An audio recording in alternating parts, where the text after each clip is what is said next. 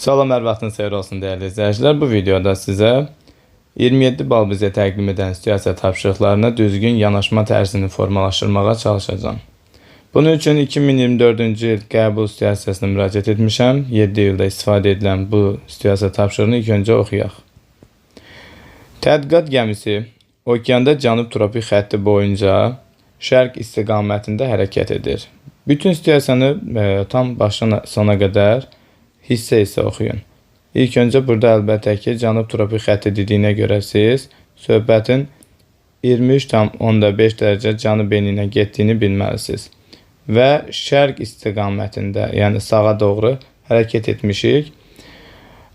Gəminin hərəkətə başladığı məntəqə ona yaxın olan, ən yaxın olan materikdə olan A limanından şərqdə 155 şərq ucunda yerləşir. Gəlin cənub tropik xətti ilə kəsişən və təxminən 155 şərq uzunluğuna uyğun gələn materiki təyin etməyə çalışaq. Bunun üçün soldakı xəritəyə baxsaz görə bilərsiniz ki, cənub tropik xətti ilə kəsişən materiklər əlbəttə ki, Afrika, Avstraliya və Cənubi Amerikada, xüsusilə də 155 şərq uzunluğundan danışırsa, bu artıq əlbəttə ki, Avstraliya olacaq.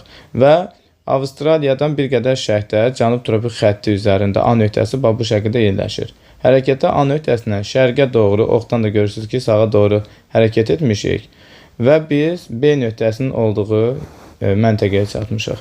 Bunu da mətndə oxuyaq. Gəminin çatdığı məntəqə isə ona ən yaxın materikdə olan B limanından qərbdə, yəni solunda 75 qərb uzunluğunda yerləşir. Bu arada biz hərəkəti cənub tropik xətti boyunca getdiyimizə görə B məntəqəsinin koordinatı da 23,5 cənubi enliyi və 75 qərb uzunluğu olacaq. Çünki biz həmin tropik xətti üzərində, paralel üzərində hərəkət etmişik. 75 qərb uzunluğu hansı materikin qərbindəki məntəqədir? Əlbəttə ki, Cənubi Amerikanın qərb hissəsinə uyğun gəlir. B nöqtəsi də buradadır. Daha sonra nə qeyd edib? Baxaq. A limanın yerləşdiyi materikin ən hündür dağ sistemi Paleozoy. A nöqtənin sahindəki materik əlbəttə ki, Avstraliyadır. Bunun da şərq sahində bilirsiniz ki, böyük suvarıcı silsilə yerləşir. Bu da Paleozoy yaşlıdır. Hersin dağ əmələ gəlmə mərhələsində yaranıb. B limanı yerləşdiyi materikin ən hündür dağ sistemi isə Kanezoy yaşlıdır. B materik olaraq biz artıq Cənubi Amerika olduğunu, bunun qərbində isə Ant dağ sistemi yerləşdiyini bilməliydiniz və o da Kanezoyun Alp qırşığının nümunəsidir, cavan dağlardır. A limanın yerləşdiyi ölkə yüngül əlvan metal. A limanın yerləşdiyi ölkə Avstraliyadır. Avstraliyanın şimalında Cape York yarımadasında boksit yatağı dünyada zənginliyinə görə seçilir. Elə ən zəngin yataqdır. Boksitin. Davam edək. B limanın yerləşdiyi ölkə isə ağır əlvan metal xammalı hasilatına görə dünyada seçilir. Təxminən cənub tropikindən kəsişən və Cənubi Amerikada materikin qərbində yerləşən Çilidir və Çilidə Ant dağında yerləşdiyinə görə mis qurşağına uyğun gəlir. Dünyada mis ehtiyatına görə fərqlənir. Mis də ağır əlvan metaldır. A və B limanların yerləşdiyi ölkələrin əhalisinin əsas hissəsi Hind-Avropa dil ailəsinə mənsubdur deyə qeyd edilmişdir. Əlbəttə ki, biz A ölkəsi olaraq Avstraliyanın əhalisi İngilis dilində danışır. O da Hind-Avropanın German dil qrupuna aiddir. B ölkəsi Çilidir. Çilidə isə əlbəttə ki, İspan dövlət dili olduğuna görə İspan dili də Hind-Avropan dil qrupuna aiddir. Hər ikisi də Hind-Avropa dil ailəsinə aid olması gördüyünüz kimi doğrudur. Birinci tapşırığımıza baxaq. Verilənlərə əsasən limanların yerləşdiyi materikləri və gəmilərin hərəkət etdiyi okeanın adını, məntəqələr arasındakı yerli vaxt fərqini müəyyən edib cədvəldə yazın deyə tapşırılıb. Cavab kartınızda bu şəkildə cədvəl təqdim edilmişdir. Müvafiq olaraq biz A və B limanların yerləşdiyi materiki birincidə qeyd etməliyik. A qeyd edəcəksiniz ki, Avstraliyanın şərqində idi. B isə Cənubi Amerikanın qərbində yerləşirdi. Hərəkət etdiyi okean ikinciyə müvafiq olaraq Sakit okean qeyd etməlisiniz. Bilirsiniz ki, indi burada bu Türk ədəbiyyatına götürdüyüm xəritədir, amma bilirsiniz ki, bu okean nədir? Sakit okeandır. Buna bu adı ilk dəfə Magellan vermişdi. Bilirsiniz ki, elə səfərin boyunca 3 ay burada güclü dalğalanma müşahidə etməmiş və bu adı ona ilk dəfə o vermişdir. Davam edək. Və son olaraq da cədvəldə bu hissəyə diqqət edin. Bunu biraz kiçildək. Əsas situasiya tapşırığını görə biləsiniz necə yazıldığını. Deməli, bunların arasındakı coğrafi uzunluq fərqini biz ilk öncə tapmalıyıq. Bunun üçün də koordinatlarına diqqət edək. Biri 155 şərq uzunluğu, digər 75 qərb uzunluğudur. Nə ediblər? 155 şərq uzunluğu ilə 75 qərb uzunluğu toplayıb 230 və toplam 360-dan bunu çıxaraq 130 dərəcə coğrafi uzunluq fərqi var. 130 dərəcəlik coğrafi uzunluq fərqi də bizə 8 saat 40 dəqiqə yerli vaxt fərqi verir. Bunu da gördüyünüz kimi 15-ə bölürük. Qalıq bu zaman deməli 10 dərəcə qalır. 10 dərəcəni də müvafiq olaraq 4-ə vuranda biz 8 saat 40 dəqiqə toplam almış olduq. Gəlin hesablayaq. Sizlər üçün bu şəkildə hesablayacağım. Biri deməli 155 şərq uzunluğudur. Bu A məntəqəsi olsun. Bu 180 dərəcəlik meridian olsun. Bu da 75 dərəcəlik qərb uzunluğu olsun. Şərti olaraq qeyd edirəm bunları. B nöqtəsi. Əvvəlcə 155 şərtdən 180-ə qədər bilirsiniz ki, neçə dərəcə biz gəlmişik? 25 dərəcə. 180-dən də 75-ə isə 105 dərəcə biz neyləmişik? Hərəkət eləmişik.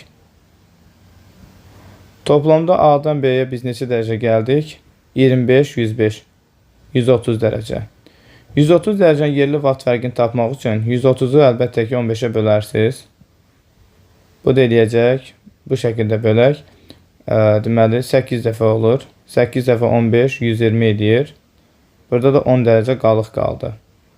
Onu da 4-ə vurursunuz. 1 dərəcə 4 dəqiqə fırlandığına görə onu 4-ə vursaz, bu da eləyəcək 40 dəqiqə. Buradakı da saatdır. Bu arada yoldaşlar, siz həllini də qeyd etməlisiniz. O yüzden də diqqətli olun. Öz kitabçanızda 8 saat 40 dəqiqəlik yerli vaxt fərqini almışsınız, amma cavab kartında birbaşa bunu köçürməyin. Mütləq həlli də mərhələlər üzrə qeyd edilməlidir. 59-cu tapşırığımıza baxaq. Deməli, verilənlərə əsasən A və B limanlarına aid olan xüsusiyyətlər müəyyən edib cədvəldə yazın. Gəlin cədvəlimizdə bu tapşırıq necə doldurulmalı olduğundan tanış olaq. Sizə cədvəldə bu hissələr təqdim edilib. Aşağıdakı bu hissələr isə siz tərəfindən doldurulmalı idi. Baxaq. Birincidə A və B limanları gəminin hərəkət etdiyi okeanın hansı sahilində yerləşir? A qərbdə idi. Gəlin biraz kiçildək. Bizim xəritəmizə baxaq.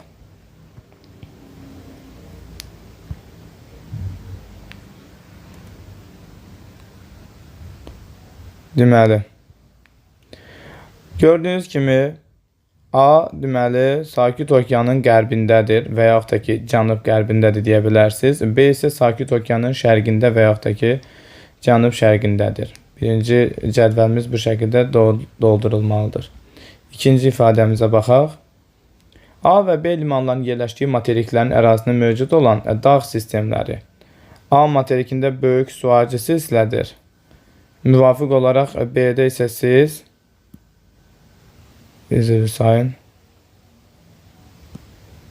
B-də isə burada deməli Ant dağları yerləşməlidir. O şəkildə də qeyd edilməlidir. Burada gördüyünüz kimi yazılıb. A-da böyük suarcı silsilə, B-də isə Ant dağları təqdim edilib. Davam edək.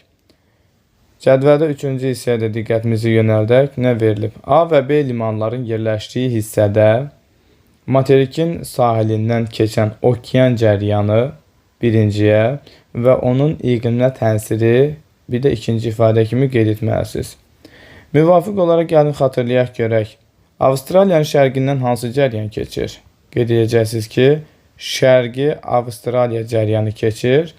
İkinci də bildirə bilərsiniz ki, müvafiq olaraq Cənubi Amerikanın qərbindən isə soyuq Peru cəryanı keçir. Əlbəttə ki, isti və soyuq cəryanın sahil boyu ərazinin iqlimində də təsiri böyükdür. İsti cəryan rütubətin miqdarını artıracaq, soyuq cəryan isə rütubətin miqdarını azaldır, quraqlıq yaradır. Bu şəkildə deyə bilərdiniz. Əlavə məlumat üçün onu da bildirim ki, isti cəryan rütubətlənməni artırır və bu da buludlu hava şəraitində həmin sahil ərazilərdə yağıntıların artması meşə landşaftını yaradır. Meşələrdə biokitlə zəngin olur. Amma soyuq cəryan yağıntını azaldır. Quru hava şəraitində isə fiziki aşınma intensiv gedir və səhralaşma intensivləşir. Növbəti 60 nömrəli situasiya tapşırığına baxaq görək və onun cavabı ilə də sizləri tanış edək. Verilənlərə əsasən A və B limanlarının yerləşdiyi ölkələrə və onların əhalisinə aid olanları müəyyən edib cədvəldə yenə doldurmaq lazımdır. Təqdim edilən hissələr bunlar idi və müvafiq olaraq da onlara dair ifadələri cədvəldə siz doldurmalısınız. Deməli, cədvəlin birinci xanasında A və B limanlarının müvafiq olaraq yerləşdiyi ölkə və onun inkişaf səviyyəsi. Biz əlbəttə ki, A və B-nin müvafiq olaraq hansı ölkələrin sahilində yerləşdiyini bayaqdan təyin etmişdik. A, deməli, Avstraliyadır. Avstraliya İttifaqında inkişaf etmiş ölkədir. B isə Çilidir. O isə Latin Amerika ölkələri digər kimi inkişaf etməkdə olan ölkədir. Hətta yeni sənaye ölkələr qrupuna aiddir. İkinci xanaya baxaq. A və B limanlarının yerləşdiyi ölkələrin dünyada ən böyük hasilat rayına malik olduğu faydalı qazıntı. Hər birinə bir nümunə deyin. A-da bayaq mətni oxuyanda da bildirmişdik ki, dünyada boks ehtiyatına görə lider idi. Avstraliyadan söhbət gedir. B-də Çili idi və qeyd edəcəksiniz ki, o da mis ehtiyatına görə zəngindir. Ant dağları mis qurşağıdır. Həm Peru dövləti, həm də Çili bu ehtiyata görə dünyada seçilir. Yerləşdiyi ölkələrin əhalisinin əsas hissəsinə aid olduğu dil qrupu istəyir. Hər ikisi mətndə öyrənmişdir ki, Hind-Avropa dil ailəsidir. Avstraliyada İngilis dövlət dili olduğuna görə bu German dil qrupuna aiddir. İngilis German dil qrupuna aiddir. Çilidə isə İspan dilində danışır yerli əhali və bu da əlbəttə ki, Hind-Avropanın Roman dil qrupuna aiddir. Bu bizim 2024-cü ilin situasiya tapşırığıdır.